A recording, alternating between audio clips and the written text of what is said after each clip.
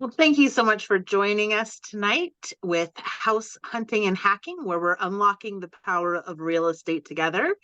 We're glad you're joining us on the second and fourth Tuesdays of each month at 7 p.m. Mountain Time. Tonight, we are going to be speaking with John Nichols, who is our realtor.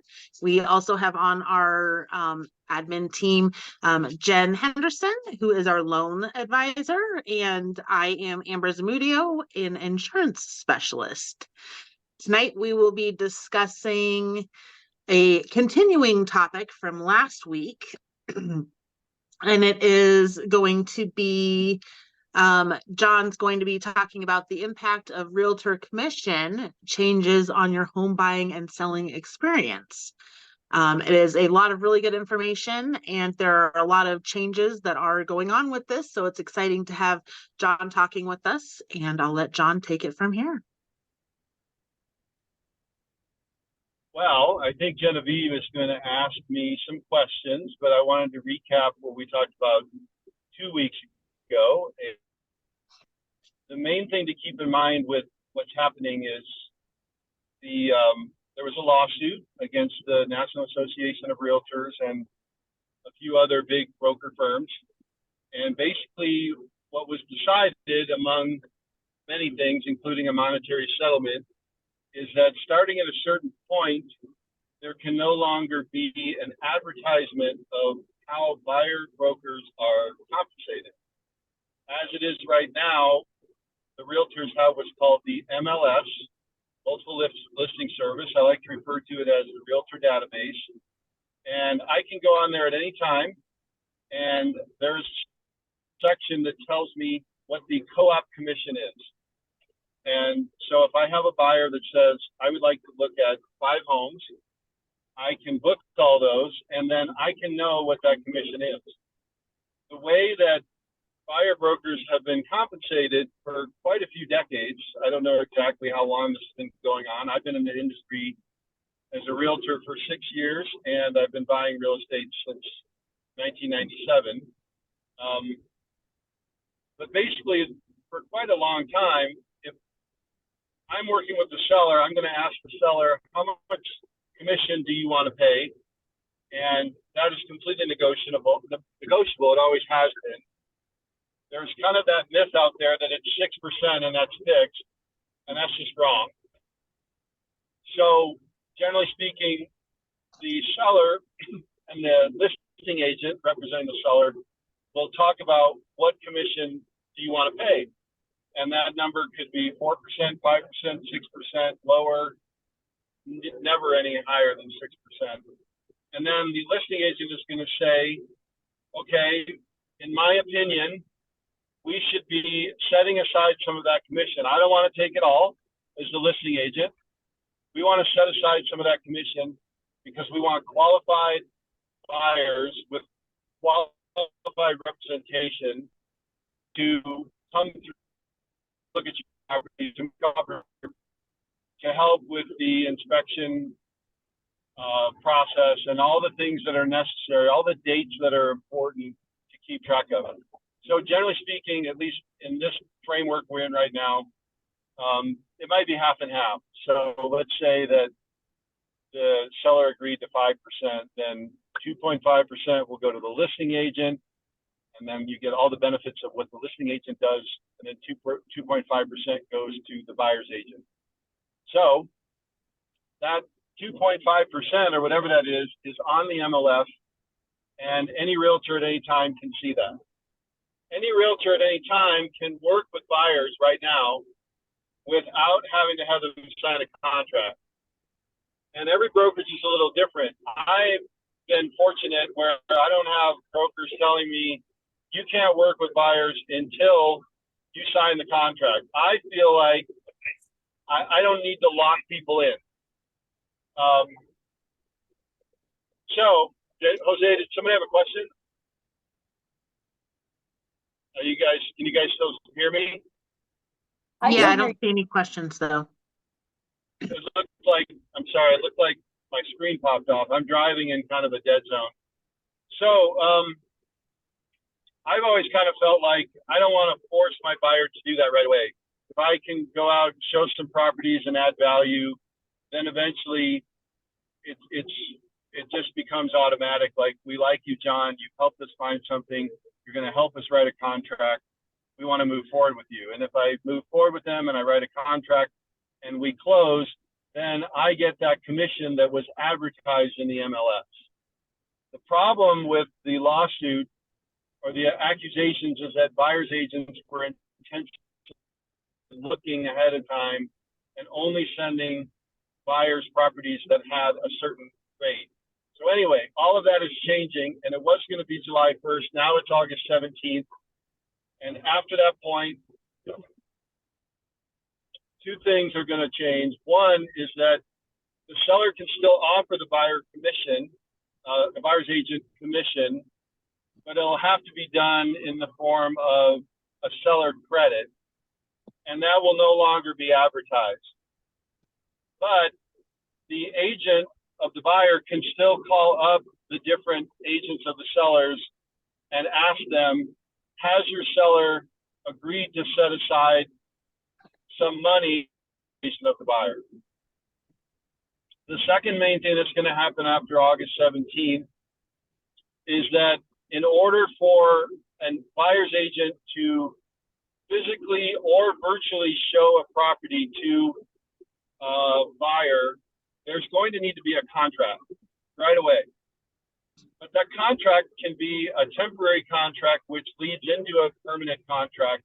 But at no time is a buyer's agent going to be able to show buyers the property without that contract in place. So those are some of the things that we talked about. Those are some of the changes.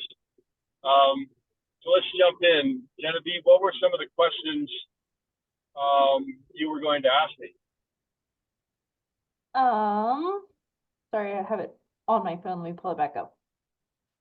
Actually, I thought of another. Can I add like a totally unplanned for question based on what you were just? Yeah, and please be adding your perspective as a lender, because I think that's super important for our listeners to know. Okay. My question is, if someone does not have a buyer's agent or does not have a buyer's agent yet, but they see a property and they want to go and look at it, and so they contact the listing agent because that phone number is there, is in order for them to see that property, don't they generally have to have an agent with them? They can't just go look at somebody's house by themselves. And in which case, if that is the listing agent, would they be required to have that buyer already go ahead and sign something so they could show them that the house that they're listing? That's a little bit unclear right now, but I did hear a podcast recently that if a buyer wants to come and look, if it's clear that the agent has a fiduciary responsibility and a contract with the seller and is representing the seller, they, I believe, are going to have the right and the freedom to show that to the buyer. And then if the buyer says, I want to go under contract, but I don't want a buyer's agent, then the listing agent can write up a contract to purchase with all the dates and deadlines that can be agreed upon by the buyer and the seller. But basically, there's a box in the contract that you don't, this basically is saying that the seller's agent, the listing agent, is treating the buyer as a client, which is really kind of messed up term, because you would think client in a good way, like, well, that's my client, but it's not like that. Client in this case is different than agent, and it's lower than being an agent. So the listing agent will have the right to show it if they are under contract with the seller, and they can write up a contract as long as they are not representing the buyer. So like if for some reason, well, like Colorado does not allow dual agency in the first place, but for states that do allow dual agency, meaning that you can be an agent and a fiduciary of both, they would require the listing agent at that point to have a contract with that buyer. But in Colorado, that's going to be impossible because you can't represent both. Now, what the listing agent can do, and maybe I'm going off on a tangent here, if both the buyer and the seller agree, the listing agent can basically morph into a transaction agent, which means that that agent is now not representing anybody. Now, why a seller would want to do that, I don't know, because in that scenario, they've already got the listing agent representing them as the seller. So to answer your question, you can show it as a listing agent. Wow. That sounds complicated. I want Seb- to disclaimer that this is a moving target, and a lot of this is up for interpretation, and a lot of this is going to change as all these brokerages and even the NAR themselves are trying to iron all this out. yeah. One of the questions on my list is, will these changes affect the services I receive from you as my agent? Or so speaking as a buyer. It can. It definitely can. And as I mentioned before, it can start off with like everyone is using the term dating versus marriage, right? So you can do a temporary contract to see a few homes to test out the agent and for the agent to test out the buyer. And that would be a temporary kind of dating contract. And then it can move into, if everyone's excited to work with each other, more of that permanent contract where you're going to have that very specific conversation about what are the services I offer, here is my fee, etc. And to answer the question, I think a lot of agents now are going to be offering kind of a tiered system. Like I can open up doors and do the very basic for a flat fee, or I can show you multiple properties, do all the negotiating, do all the, set up the inspector, all of that stuff for more of a percentage basis. The contract itself will, I think what a lot of agents are going to do, they're going to explain to buyers that, hey, I am going to ask in the contract for 3%, but I am going to be doing everything possible to try to get that in the form of a credit from the seller. The reason I think a lot of buyers are going to ask for 3%, a lot of buyers agents are going to ask for the higher amount is because you are allowed to adjust that number down. But what everything I'm hearing is if I say, Mr. or Mrs. Buyer, my contract says that either you or through the credits of the seller or a combination thereof, you owe me 2%. Well, what if the seller is willing to offer 3%? Well, everything I am hearing be pretty ironclad right now is at no point is the buyer and the buyer's agent able to amend that contract to get the higher amount so that both the buyer's agent and the buyer can recoup the full 3%. So I know that's a little bit off tangent, a little bit off the question, but it does relate to the services that are provided and what the fees are going to be. So I think there's going to be somewhat of a tiered structure with the possibility of some flat fees, possibility of some flat percentages, and then there's going to be a lot of trying to explain why the buyer's agent in the contract is going to ask for the higher amount, and probably have some language in there explaining why that number can go down, but it can never go up. I hope that makes sense. Definitely. Do you think, so are you thinking that a buyer is now, if they're gonna have a buyer's agent, they're going to need to decide how much representation, because I see you guys as like an attorney, you want an attorney in when you go to trial, don't you want a realtor when you go buy a house? So you want representation and that kind of thing. They're gonna have to decide how much representation they want.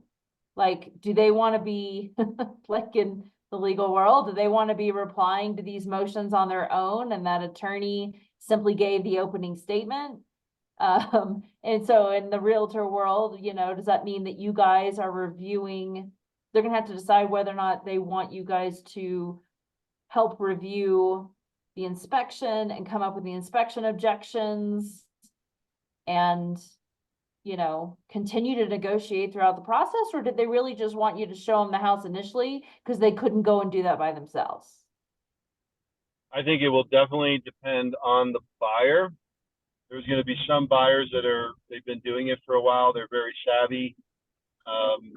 They may not want much more than, hey, I need you to set this up. I don't have a real estate license myself, so I can't book these showings. So I need you to open the doors for me. I may ask you a few questions. I might ask you to write up the contract. Because I think every buyer's agent is going to start really, really itemizing for the buyer. Here's what a typical buyer's agent does that maybe the public doesn't know. Here's a list. Here are all the things I do. If you would like me to do all of them, this is my fee. If you'd like me to do half of them, this is my fee. If you'd like me to do the bare minimum, this is my fee. It's going to make it'll make the with the buyer a lot more detailed.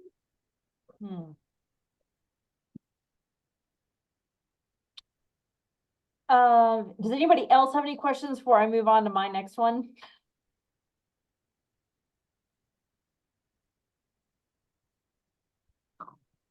Okay.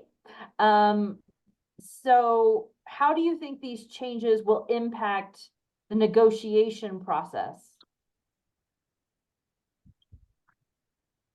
I don't think it will change it that much, because if the buyer's agent does a poor job of negotiating and can't get something under contract, then even if the buyer's agent has an agreement with the buyer that the agent's going to get less under the new system than they would under the old system, if they don't negotiate properly and they don't go under contract and they don't close, they're going to get nothing.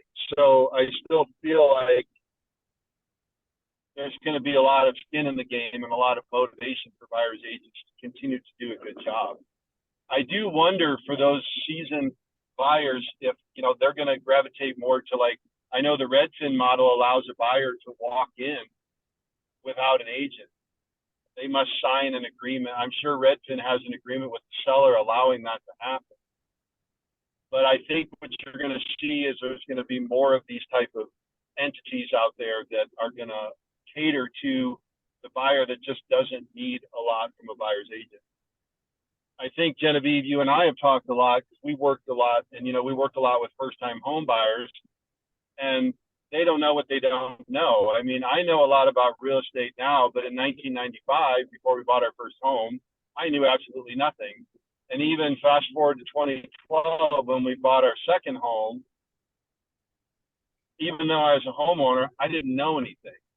Now, of course, being in it all the time, I have a good feel for it. So Jen and I have a lot of mutual clients, and Amber insures a lot of them.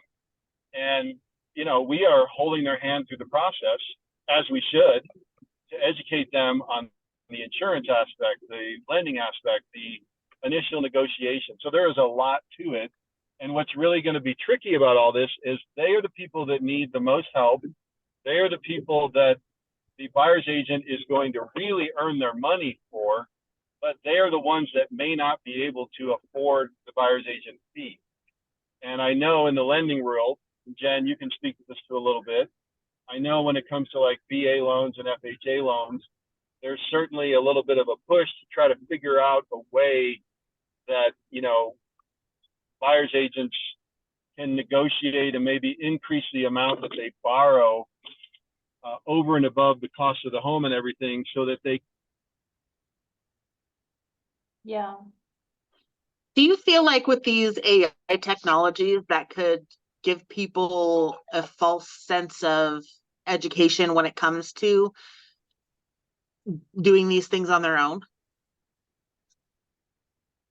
Yeah, I think that's certainly very possible. I know, you know, I've been reading a lot of these pop-up articles about all the people out there that, even with representation, really wish that they had not bought a home during the pandemic and the frenzy of 2021, and decided to forego the inspection. I have, by the way, I'm on record. Every buyer I've ever had, we've done an inspection. I don't care how competitive it is, you need to do an inspection. And then there was a time when I know Zillow came out that a lot of people thought they could do it on their own. And in some ways, that's a slam dunk for a listing agent. If you have a listing agent that has a buyer that comes along and says, hey, I know everything and I don't need a buyer's agent. As I told you guys earlier, well, the listing agent can write up the contract, still have the fiduciary responsibility and contract with the seller, and simply bring that buyer along and treat them as a client. And then it's completely up to that buyer to figure it out. And of course, the seller and the listing agent have to be ethical and they have to turn over the documents and allow for the due diligence. But let's just say that the buyer does not have a buyer's agent. They agreed they wanted to be treated as a client. They agreed to all the dates and deadlines. And let's say that they figured out an inspection and they did the inspection on June 20th and June 27th was the date to object to that. And they didn't have an agent to remind them that, hey, on the 27th, we have to object. So the 28th comes along and they're like, oh, I forgot. I need to object to this inspection. And the listing agent can say, well, if you look right here in the contract, you had to do that yesterday. And now the listing agent in that scenario has no fiduciary responsibility to remind that buyer that, hey, here are the dates and deadlines. I'm not representing them.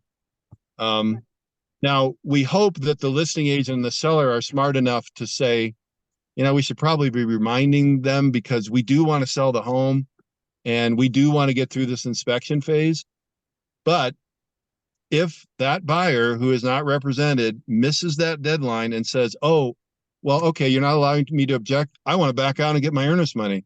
Well, wait a minute. Here's the contract. You agreed to be treated as a client. You did not want a buyer's agent. And that date is passed. You're certainly free to terminate this contract, but under contract, we can keep the earnest money. So those are all the things that buyers need to be aware of when they say they don't need an agent. And there are a lot of buyers out there that I think could do the job. The question becomes, if they're like a full-time real estate buyer and they don't do a lot else and they've been doing a lot of buying, they're probably a perfect candidate to get away with not needing an agent. But even if they are a savvy buyer, let's say that they have 5 kids and they both have 2 jobs and they're trying to buy this home. They're like, yeah, well, we want to save this money because we don't want to pay this buyer's agent. And we really like this one home. And that seller is not offering any kind of credits to help, even if we want an agent. Then the question becomes, even though they're savvy and they have experience, do they want to take on another job to figure out a way to get to the finish line with that house that they decided to make an offer on without an agent? Yeah, and like you were giving that example with the inspection objections and their earnest money. You know, a buyer's agent has the legal education, know-how, and experience of knowing when you can pull out of a contract, when should you pull out of a contract to make sure that you get that earnest money back. You guys know when and how and the strategy that goes into all of that. A buyer isn't going to know any of those things, and they're just going to think I can get it back at any time. So at the cost of risking your earnest money, I realize a typical buyer's agent is, depending on the package they go with, that buyer's agent could end up costing more than earnest money. But then also you're also not only protecting your earnest money by having all the know-how in how to get it back if you need to, where the listing agent couldn't, like, again, not necessarily take advantage of you, but they are there for the representation of the seller, not you. At least the buyer's agent could, help with the protection of the earnest money plus help with negotiations. in saving the buyer money. So far, I've been able to get more listings this year, which is my goal. And I've had this conversation. I've said, well, while we're selling your home, unless I do a horrible job and can't get it sold before mid-August, we are going to be under the old system. But I wanted to explain to you the old system versus the new system, and I wanted to get your input. So they understand now that they are setting aside some commission because we want to bring a lot of buyers in that house. And when I've said, well, if we let's fast forward and say that we are in the new system, and you have a choice either way, but now it's not going to be advertised. Every seller I've talked to has said, yeah, I mean, I still want to be offering something because these people don't work for free. And we, as much as we don't like the fact sometimes as sellers that we are helping to compensate the very agent who is trying to get the seller to make concessions for inspection issues, at the same time, we want to have buyers who work with an agent who has already helped that buyer to connect with the right lender, to make sure that they do have all the paperwork so that there's going to be no issues getting to the closing table. Because at the end of the day, the seller wants to sell the home. And if the seller's agent is doing a good job, they are talking about, okay, how much do you owe on this loan to pay off? And if we calculate and subtract real estate fees, at the end of the day, if we can sell it for this much and you net this much, are you comfortable with that? And every seller I've talked is like, yes, this is what I need to net. I want to sell my home. And in order to do that, I realize I need to bring a lot of people through the door. So that's a combination of pricing it right, staging it, making it look nice, but then also offering an incentive to bring good qualified buyers who are represented well. Because even though you may be able to do business with a client who is not represented, the question becomes, again, do we really know how good their loan is if they're not a cash buyer? Have they really been doing all the due diligence to make sure that they have that insurance in place?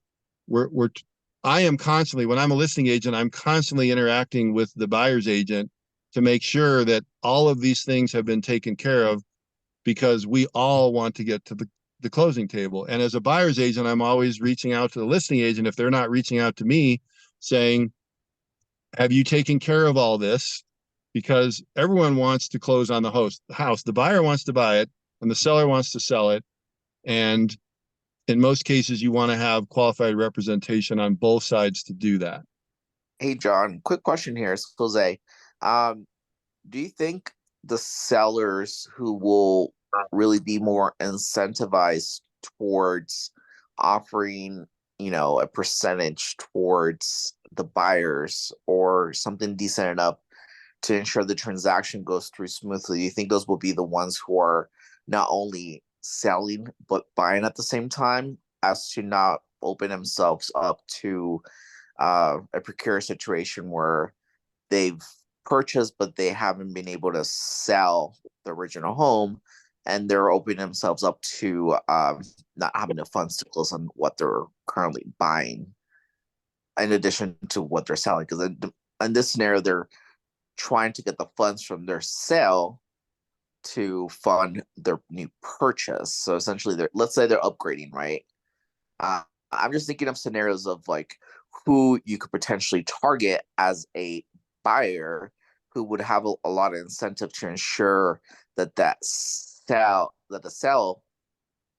selling of that house goes through smoothly, right? Because there has to be an incentive for them to want to put up those extra percentages. Otherwise, I think people just want to save money wherever they can, whether you're a buyer or seller. Now, I think I have your question. And yeah, most sellers are buyers. Most sellers, I mean, you're obviously going to have your first time home buyers who are going to need a lot of help or they're going to be taken advantage of. But when you're moving up to that next home, you're trying to sell one and buy the other.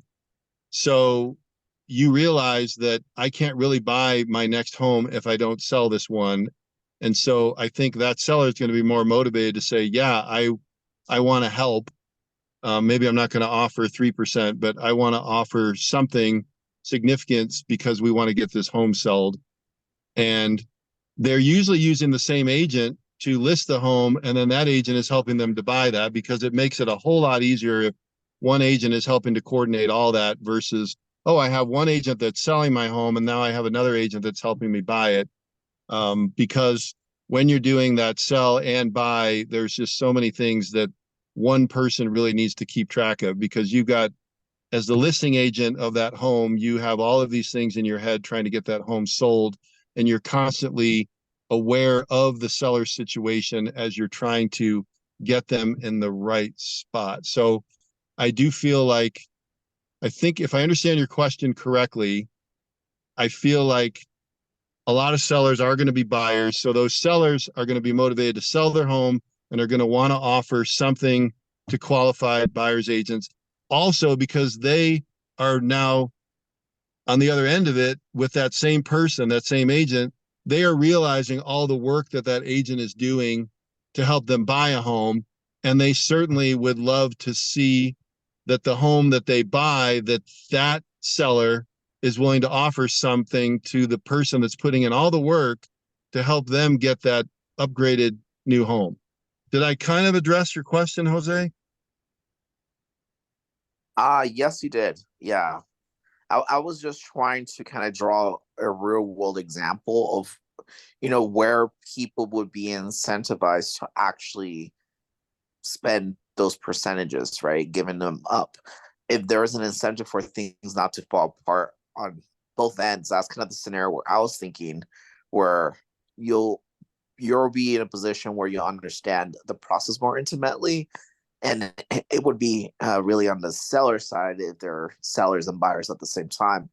Where I feel like maybe that the hurdle might be the hardest, like you mentioned, it would be those first time home buyers, uh, because they might not really understand the benefit of an agent. And I don't know. I think with kind of like the younger generation, uh, I think one of the mentality is always, oh, well, let's try to figure it ourselves. Let's YouTube it. Let's do this right. Um, they kind of try to give it a go on their own first to see if like they could figure it out. But oftentimes, if this could be like their biggest purchase of their life, right? And if they're trying to wing it, might not be the best strategy, but some of them might do it because if that extra percentage that they might have to put up, if the seller's not offering anything, that might make the difference between them potentially becoming a homeowner or not, right? Yeah, and I think what I'm hearing you say too is like, who is the buyer most motivated to pay out of pocket for the buyer's agent? Did I get that right? Yeah. Yeah, and that's a great question. And I think it'll probably be the one that was hoping for good karma, right? They went ahead and they knew they were going to sell one and buy the other, and they were willing to offer something out of the proceeds of the sale to help compensate a qualified buyer's agent so that their home got sold. And then let's say that happened and they've got this beautiful home they want to move into, but that seller is not offering anything. Maybe because it's a hot market and they figure we can just do what we want.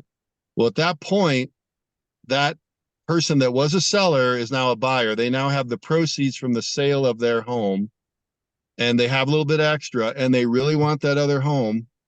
And it doesn't appear that there's going to be any way to recoup some commission for all the work that their buyer's agent did to find them that home. I think that buyer, who was a former seller, is going to be very motivated to just write a check out of pocket. Mm. Yeah. I thought of when you, a little while ago, while you were answering his question, you mentioned something about if you have two different agents, one that's helping you with the sale and one that's gonna help you with your buy.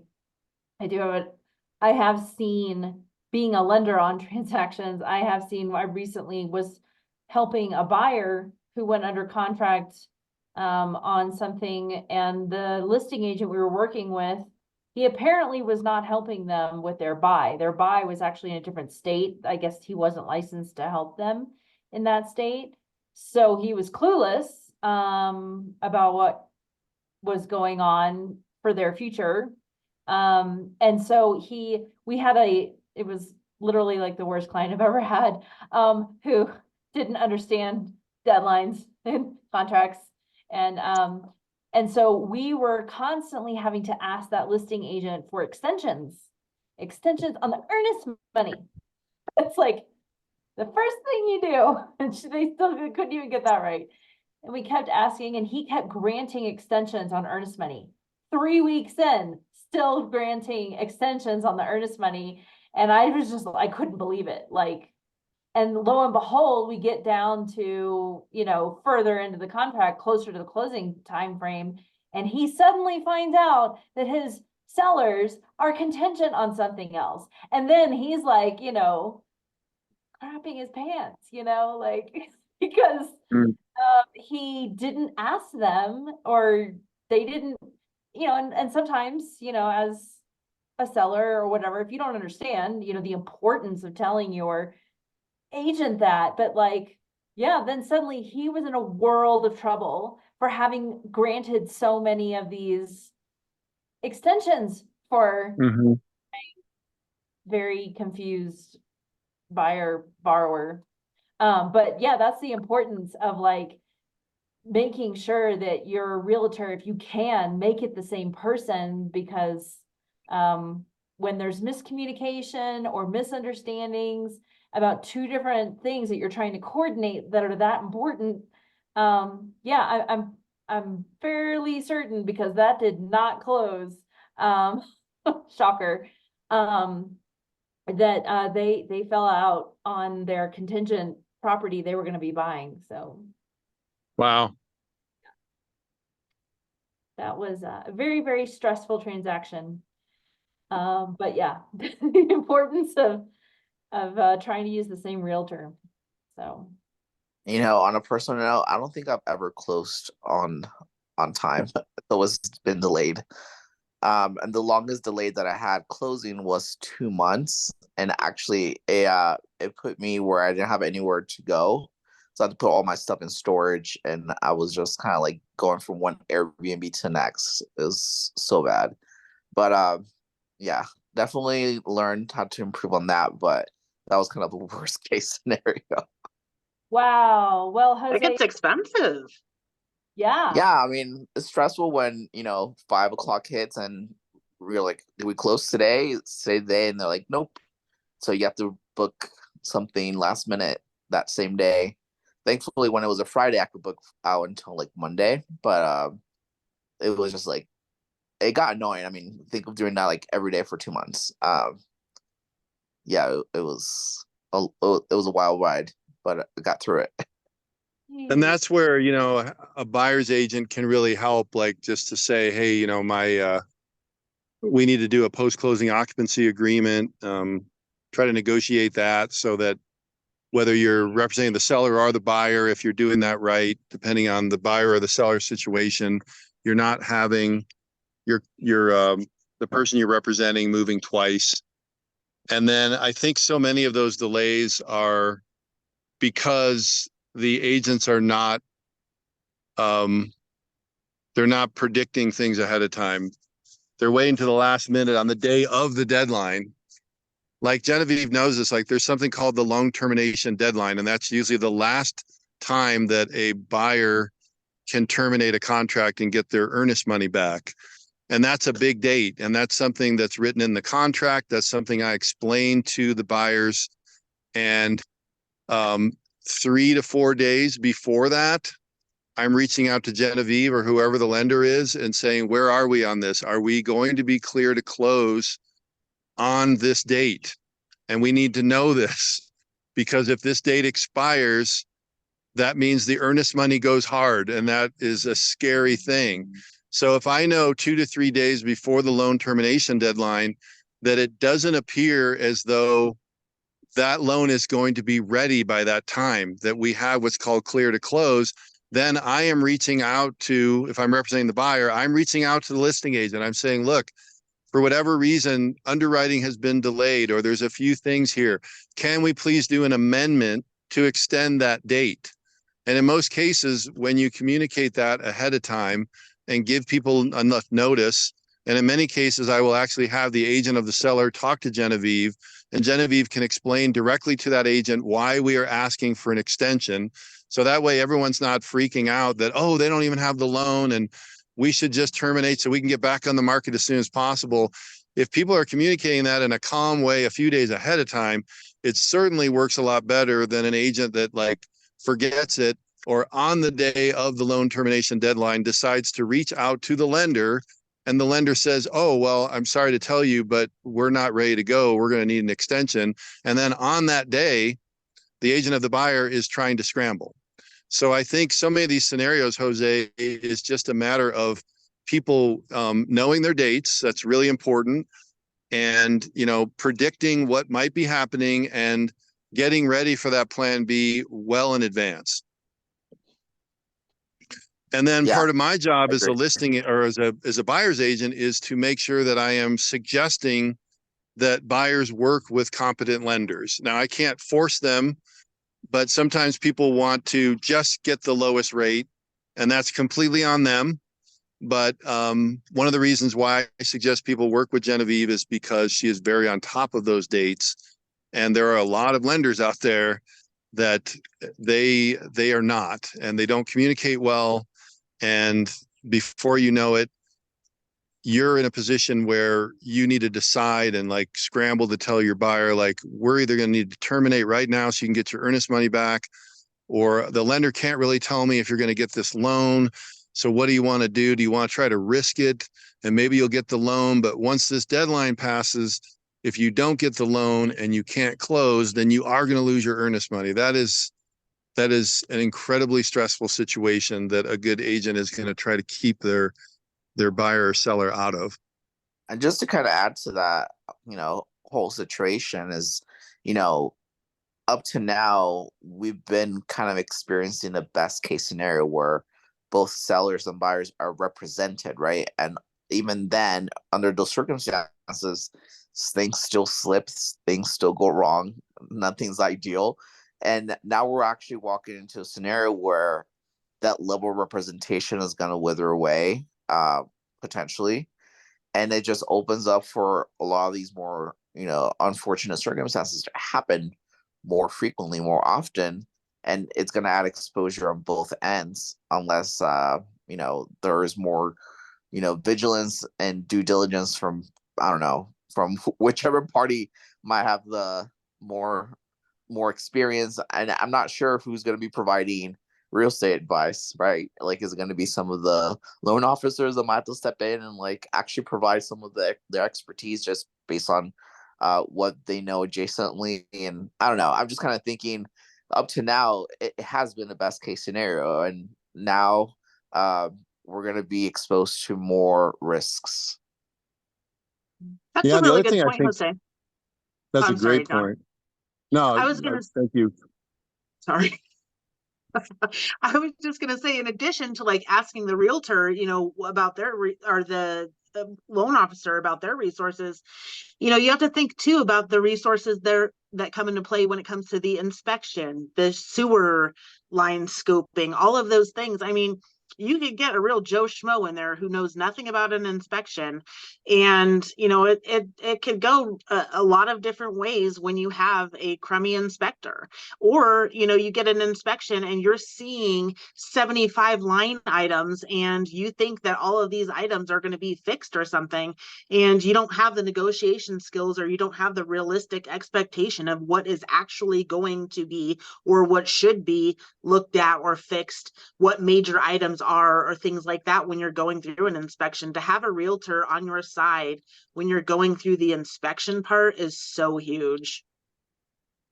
Yeah, and when you're negotiating, like I just had some clients, they got like a family loan, and we were able to offer 50,000 less on a home that had been on the market for a while.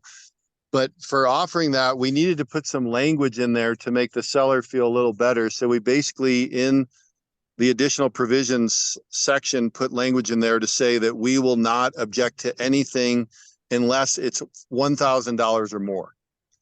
And so that immediately tried to soften the blow a little bit, because we were offering quite a bit. But then again, you know, the home had been on the market. I always tell buyers and sellers, if your home's on the market, you're going to need to move a little bit, because there's a reason why it's staying on the market at that price point. So anyway, that was part of my job, and we were able to win that contract and convince that seller to take the lower price.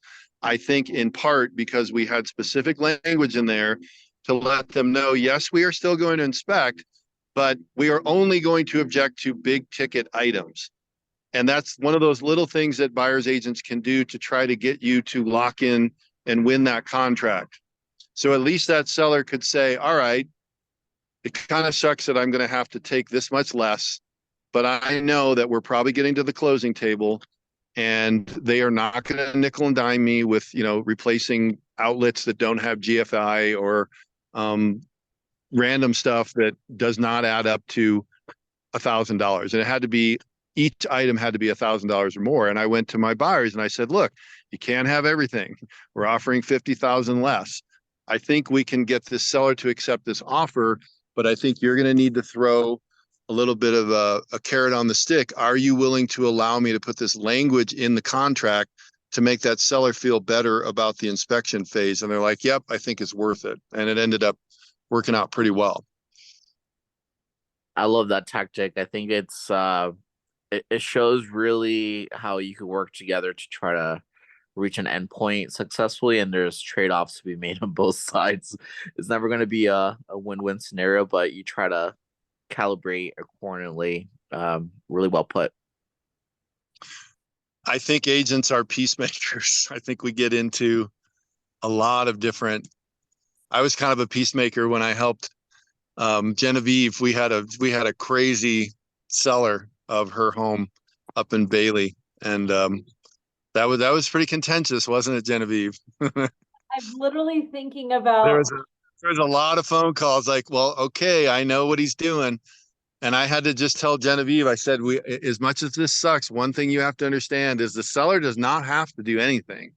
They should. If there's mold all over the house, they would probably be smart to do something about it, but they don't have to. Now, there wasn't mold in her house, but just as an example. yeah, You know what this whole scenario is making me think about? It's kind of back in my engineering days, because I used to be an engineer. And one of the things that's always very hard to communicate, especially in very well regulated spaces like aerospace or healthcare medical devices, is kind of like the value of money. Either you're increasing revenue, you're saving costs, but everybody likes to make more money. That's super easy to understand. When you're increasing revenue, you make something that's cheaper. Like everybody likes that, right? What people don't understand as much is initiatives that save you money. So they keep you from losing out on things. And I think that's where this is going to go towards, where agents are going to be trying to really articulate what their value is. It's like, hey, sure, like I cost this much money, but I don't think a lot of the buyers are going to understand how much potential pitfalls are going to get you out of that. If maybe you would have gone in unrepresented, you're going to eat up those hidden costs later, and they're going to probably go even above and beyond what you would have paid to be represented. And I'm not sure, like maybe studies are eventually going to have to come out to kind of quantify what those hidden costs of not being represented versus those who were represented. I'm sure somebody out there will have to go do the studies on that, but I'm sure it's going to be substantial. Yeah, that's a great point. And one in addition to all the other things that a buyer needs to consider, whether they have an agent, when you have an agent, you have kind of an automatic insurance policy, because as an agent, I have to have errors and omission insurance. So let's say that I do represent somebody and I completely botched up and I didn't remind them of the date, and the date passed and now we're scrambling and we can't object to these items, and the buyer doesn't really want it anymore, or the buyer's going to lose their earnest money, or something bad happens. And let's, at that point, they can go after me. I hope they don't. I hope I've done a good job. There's been times where I've made some minor mistakes and I've given up part of my commission to make it right. But technically, if I do a major screw up, they can sue me. Let's say that they ended up let's say that I didn't do a good enough job of convincing them that they should get an inspection, but they did hire me as an agent, and then they own the home and the home is just a disaster. Well, they can at least try to go after me and my errors and omission insurance to try to prove that I was not a good fiduciary. If they do this alone, and they save a little bit of commission, but they get into the same scenario where maybe it was a hot bidding war and they decide not to do the inspection and they end up buying the home. And then it's like, I don't know if you guys ever saw the old Tom Hanks movie called The Money Pit, but it's kind of funny. He buys his home and it's just one disaster after another. So in that scenario, there's nobody that they can sue in that case. So in some ways, I hate to say this, but in some ways, having a buyer's agent is like a built-in insurance policy. Because when you hire that buyer's agent, you're expecting them to be competent, and you can go after them if they're not competent. I also Great movie and great point. I also think I agree with Jose's summation about this could add a lot more risk onto these transactions.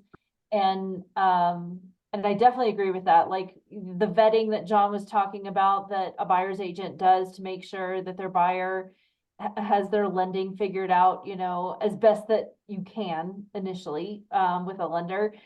Whereas if you're just a seller who's having to pick through, well, this one has, a pre-approval and it's like with Rocket Mortgage, and they just did it online and they told them what their income was, it's like, that's not a real pre-approval. Or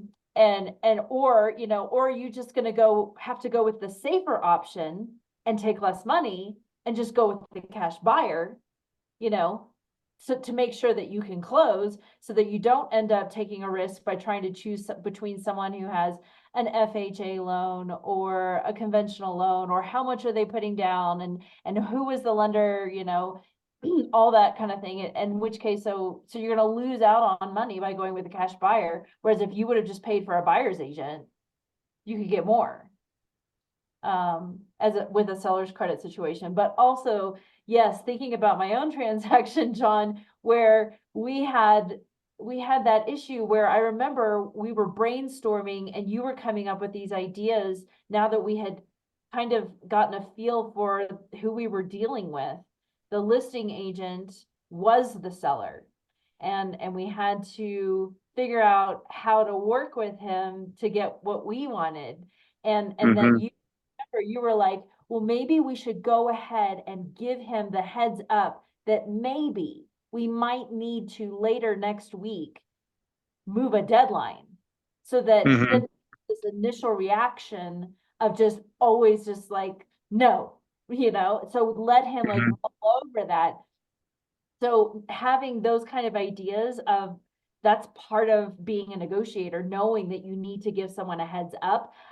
A buyer, if they're not represented and they're trying to do that on their own, they're going to be doing good to get it in time of the deadline, not thinking about these things ahead of time and how to feed that information so that you have a greater success rate of understanding. And also the hotheads that come into these situations, especially if it's your home and you want that and you're so ticked off at the listing agent because they're not working with you and they're not really helping you negotiate because you chose not to have a buyer's agent and you're getting frustrated. And I mean, I remember some of our clients that we've worked with, John, who I think I ended up being under contract with them 4 or 5 times. And they were such a hothead. And I mean, these agents working together, a buyer and listing agent, are buffers for all those emotions. And if you It is don't an emotional process. yeah. And there's a lot of psychology and etiquette that goes into it. I mean, it's you guys, realtors know how to speak to each other. It's not just, you know, a regular conversation. It's a language. It's a psychology. Mhm. And there's a lot of finessing that has to go on where because the buyer doesn't get a chance to talk directly to the seller, you know, being able to clearly convey the message because we are literally playing the game of telephone. One thing that I would think works really well for me is I send emails verbatim from the other agent, or sometimes the other agent will send me something from their client and I'm going to send it verbatim. Um, because I don't want to read it and then say, oh, this is what they said. If it's a text message, a lot of times I'm copying and paste it. It's like, here's the text message from this person about this particular issue. I think that helps to bridge the gap because it is a little frustrating when everything is filtered and you can't just like directly talk to the person that you're wanting to buy the home from. So there's a lot of that. And then back to what Genevieve said, I just recently had a conversation the other day because somebody thought that they had what they needed from the lender. And then I said, so just to clarify with your mortgage company, what did you get or show it to me? And then it was pre-qualified. And then I had to explain, I said, I'm not a lender. It's not my wheelhouse, but what I do know is pre-qualified. Pretty much almost anyone can get that if you just call them up and say, here is the basics. I think I have this credit score and this is, you know, but anyway, that doesn't hold any water. And that's the other thing that the buyer's agent has to do is really, really work with the lender to prep that buyer to put the best foot forward when it comes to writing the contract. And then another huge part of it is what is going with that contract. If it's a pre-qualification letter, the seller's going to laugh at it. It needs to be a pre-approval letter. Even better, it needs to show that they're already like mostly through underwriting. If it is a cash purchase, you know, there needs to be a lot of documentation. Um, Sometimes as a listing agent, I'll get buyer's agents that will say, I have a cash buyer and here's their bank statement minus their um, account number. And I'll say, that doesn't work. I need you to send me the name and number of the person at that institution so I can call them. So anyway, that's all part of like getting it ready to have the best chance to have the desired outcome. Yeah, absolutely. It's a process for sure. Yeah. I Well, this still, has been great. And I, Jose, thanks again for joining us and for all the great questions. yeah, I still have more questions, so I really would like to see if we can do part 3. On June 11th is our Sounds next good. date, and yeah, I think we've still got more info to cover here, especially as far as advantages, potential advantages for parties in this situation and the impacts of it. So, but thanks everybody for coming tonight, and I hopefully can see all of you guys again on June 11th, and we hope you feel better, Jose. Thank you. I appreciate it. Yeah, hopefully I'll be better. Jose, for all we were questions. messaging each other on Meetup. I got your email. I don't have your number. I don't know if you can put that in the box. Yeah, I'll do that right now. I'll put it here on the chat. Okay, that sounds good. It'd be great to connect with you and talk real estate. Yeah, you got it. Awesome. Well, hopefully I Get see to you feel on June 11th. Stay healthy. And thanks for all the great questions tonight. Talk to you soon. All right, yeah, I'm not gonna do the ending thing tonight, the ending slide. We'll just call it. Good to go. All right, have a good night. Thanks, Bye. guys. Great job, John. Thank you. Bye. Bye. Bye. Bye, Jen. Bye.